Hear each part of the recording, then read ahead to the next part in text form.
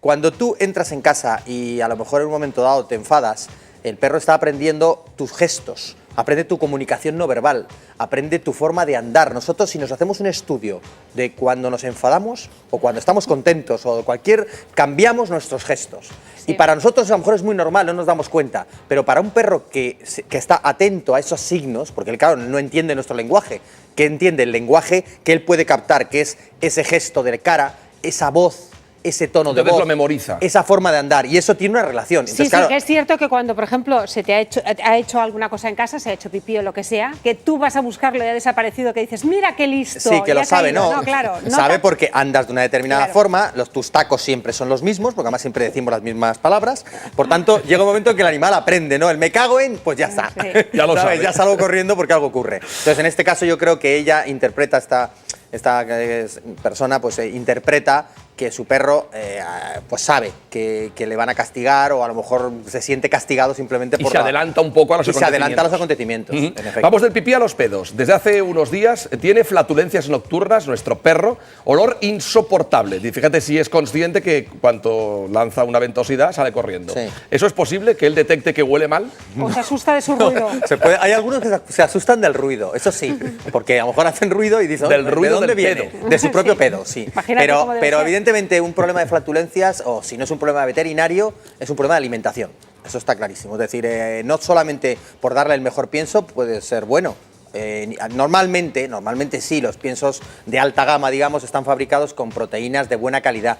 Entonces, evidentemente, son mejor, más digestibles y tal. Pero también puede ocurrir que un pienso fabuloso produzca este problema. Yo creo que hay que acertar con el alimento de cada uno, porque hay alimentos que les producen alergias, hay alimentos que no son tolerables por algún tipo de perros o de gatos. O sea que si huele es que algún problema tenemos. Exacto, eso seguro. Algún problema, pero cambiar la alimentación es fundamental. Si no hay un problema fisiológico, más importante, ¿no? Correcto.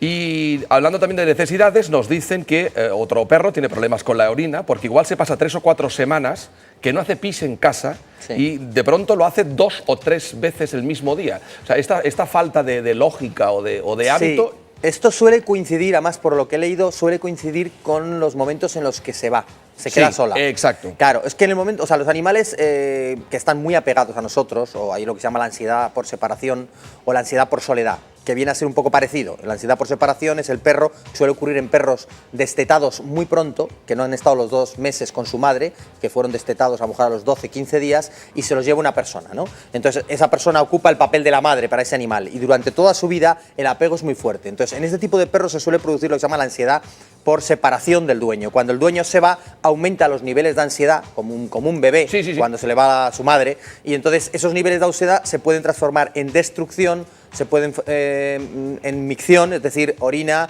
y en ladridos.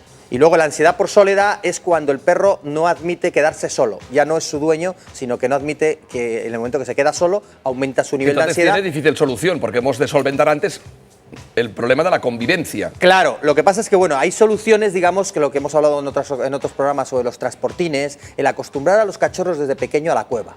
El concepto cueva es muy importante en un cánido, ¿eh? Es el coger al cachorrito con 3 meses y decirle, hoy te vas a estar 10 minutos metido en un transportín.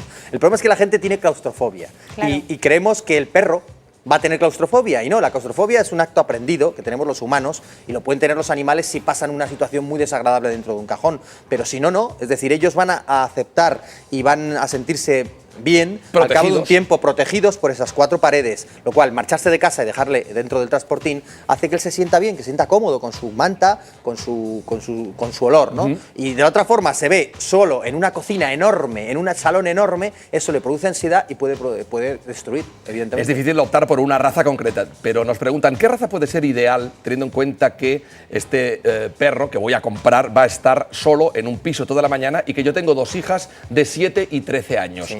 Ya sé que eso es difícil, ¿no? Sí, bueno, primero, si va a estar solo, ninguna raza especial para estar sola.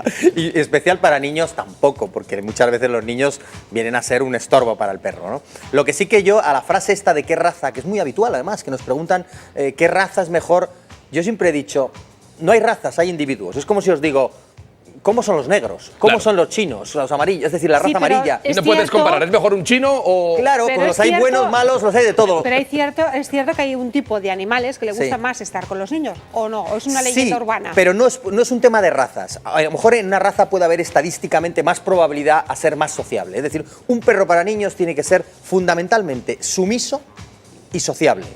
Sumiso lo da sus niveles generalmente hormonales, genéticamente o congénito, que recibe de sus progenitores.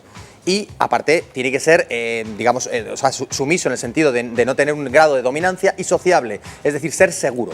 Un perro que es seguro de sí mismo no tiene miedos. Al no tener miedo, la agresividad se reduce bastante, porque muchas veces el miedo produce en el perro una respuesta agresiva. Entonces, un perro súper sociable, hijos de perros sociables, de padres sociables, si es posible abuelos sociables, que no haya taras. Pero de eso ya es algún muy tipo. difícil de detectar, ¿no? No, existe un test, y ¿Sí? si queréis un día aquí en el programa yo me comprometo pues lo a haceros hacemos. un test de carácter a un cachorro. Traemos un cachorro o 2 o 3 cachorros de 2 o 3 meses, que es la edad en la que se puede hacer. Y se le puede hacer un test. Y se le puede ya ver a un cachorro con solamente 8 semanas, ya se puede ver si tiene tendencia a la dominancia, si va a ser un perro más o menos activo, si va a ser un perro seguro o inseguro. Y todo esto, si vamos a adquirir un perro, vamos con un profesional que nos ayude, y evidentemente que no esté implicado en la venta, Claro. porque si no éramos fastidiados, un personal ajeno al tema que vaya a asesorar al propietario. ¿Y del va perro. ligado proporcionalmente a la altura del perro? Por ejemplo, contra más pequeños, más inseguros se sienten, con lo cual es Pues sí, probable mira, que muchas muerda. veces dicen un perro inseguro para niños, un perro pequeño para niños porque es más pequeño. Pues no,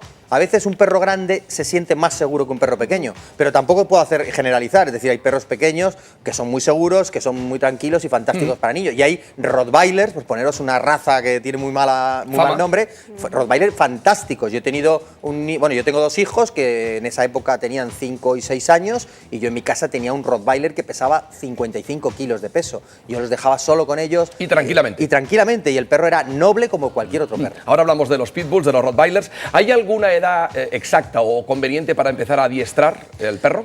Sí, vamos a ver, el adiestramiento depende de la obligación que imprimamos a ese adiestramiento. Es decir, nosotros podemos empezar a educar ya en el momento que el perro entra en casa, ya entra la educación, 2, 3, 4 meses. Luego, a partir de los 6 a los 9 meses, es una edad un poco golfa, que se llama. Es la edad en la que el cachorro empieza a investigar, empieza a desobedecer, y hay que imprimir un poquito más de obediencia. Pero no podemos exigir hasta por lo menos que tenga a los 14 meses, que ya vaya a entrar en los 18, ya se considera un perro adulto, 16, 18 meses. Bueno, pues a partir de los 14, 15 meses podemos obligar y exigir. Y exigir, ¿eh? Antes puedes orientar. Antes orientar, educar ciertas cosas, el sentado, echado, el no, y sobre todo la relación de autoridad, fundamental. Es decir, el cachorro a los 8 meses tiene que tener muy claro cuál es su puesto en la cadena, digamos, en la pirámide jerárquica familiar, ¿no? Y la de él siempre debe ser ¿Y el hay alguna último. edad en la que ya sea muy difícil reconducir alguna conducta o adiestrarlo y ya es Claro. demasiado mayor para hacerle cambiar? Hay muchas, o sea, a partir de cuando el perro ya cumple 2 años, 3, 4, 5, se va complicando todo. Y hay temas que son dificilísimos. Un perro de 11 años, y os cuento un caso que además nos ha venido a través, indirectamente me vino a la página web, pero a través de este programa, que es un caso trágico de una señora de Lérida que ha tenido que sacrificar a su perro por orden judicial por los ladridos. Es decir, había sido denunciada por todas las vecindades en las que había estado. Creo que el tema ya era bastante grave, lo cual no, evidentemente es así, pero bueno, el juicio ha decretado que la han sacrificado, y ayer sacrificaron al perro. Esta mujer está destrozada, Destrozada, se llama es Nuria, tristísimo y además esto no debe ser así, porque es que hay métodos para eliminar ese tipo de problemas. La gente debe de informarse, y en este caso yo creo que el juez debería de haberle dado al perro una posibilidad de rehabilitación, ¿no? Porque Hombre, se hubiera claro, podido conseguir. lógicamente, claro. Y tema de los gatos invasores. El otro día yo me quejaba que en mi casa parece un chiquipar, que ahí están los gatos montando sus fiestas. Nos dice Gerard desde Sagaró que intente con pieles de naranja. ¿Es verdad que si lanzas pieles de naranja en el jardín, los gatos se lo piensan 2 veces? Hay un dicho, pero también hay mucha No gente está contrastado. No, o sea, hay mucha gente que utiliza eso y no. Es decir, el Yo lo tema probaré por eso, ¿eh? es Yo lo echar, pruebo. es echar algo que huela, que les moleste. El olor de las pieles de las cáscaras de naranjas podridas, que incluso también pasa con los limones, la cáscara de limón. Es decir, yo supongo que el cítrico en general, al podrir, pues da un olor nauseabundo, que a lo mejor a muchos gatos les echa para atrás. Pero en realidad no sé qué es peor, si el olor de las cáscaras O la visita podridas de los gatos. el tema de los gatos. No, hombre, no es un tema muy científico, pero se puede probar. Oye, si funciona, hay gente